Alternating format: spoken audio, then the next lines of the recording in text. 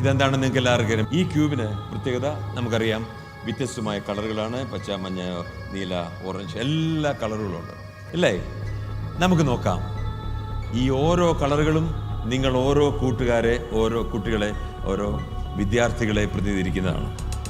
നിങ്ങൾ വ്യത്യസ്തമായ സാഹചര്യത്തിൽ വളർന്നു വന്നവരായിരിക്കാം, വ്യത്യസ്തമായ വീടുകളിൽ നിന്ന് പലയിടത്തു നിന്ന് വന്നവരായിരിക്കാം. പക്ഷേ മനസ്സൊന്നായിരിക്കണം, ഒറ്റ മനസ്സോട് നിൽക്കണമെന്ന് അദ്ദേഹത്തിൻ്റെ ആഗ്രഹം. നമുക്ക് നോക്കാം ഇത് സംഭവിക്കുന്നു. നോക്കിയേ, ഇതിങ്ങനെ വെച്ചിട്ട് ഞാൻ ഇങ്ങനെ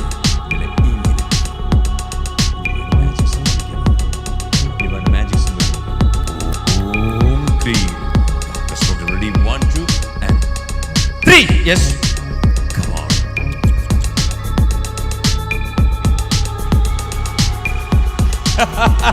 എന്താണ്?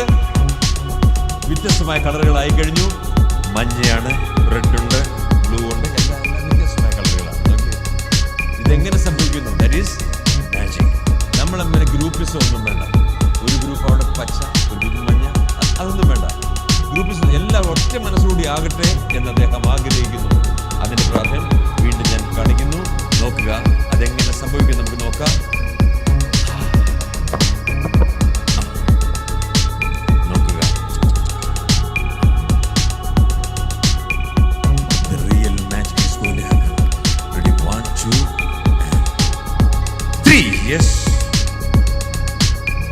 come on, come on.